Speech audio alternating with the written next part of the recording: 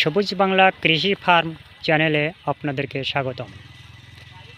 সুপ্রিয় করলা চাষি ভাই ও বোনেরা, আপনাদেরকে সবুজ বাংলা কৃষি ফার্ম চ্যানেল থেকে শুভেচ্ছা ও অভিনন্দন।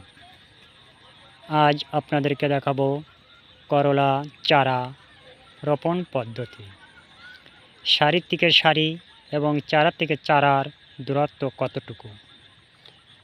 তবে যারা নতুন তারা চ্যানেলটিকে সাবস্ক্রাইব করে রাখুন এবং ফেসবুক চ্যানেলটি ফলো দিয়ে রাখুন, যাতে আমাদের এই করলা চাষ সম্পর্কে তথ্যটি আপনার কাছে বারবার পৌঁছে যায়।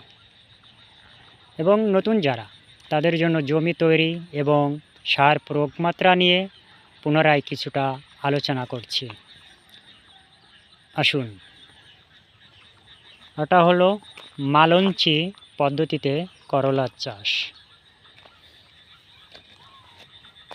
দেখুন, এই চারা থেকে এই চারার দূরত্ব 22 ইঞ্চি। এই চারা থেকে এই চারা, অর্থাৎ এই সারি থেকে এই সারির দূরত্ব 36 ইঞ্চি।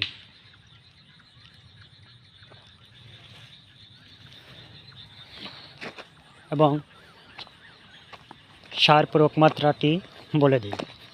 জমি তৈরির সময় চাষের সাথে 5 kilo triple super phosphate, 2.5 kilo muriate of potash এবং 2.5 কিলো DAP সার প্রয়োগ করবেন। করার পর এইভাবে বেড করে মালঞ্চি পেপার দিয়ে ঢেকে দিবেন।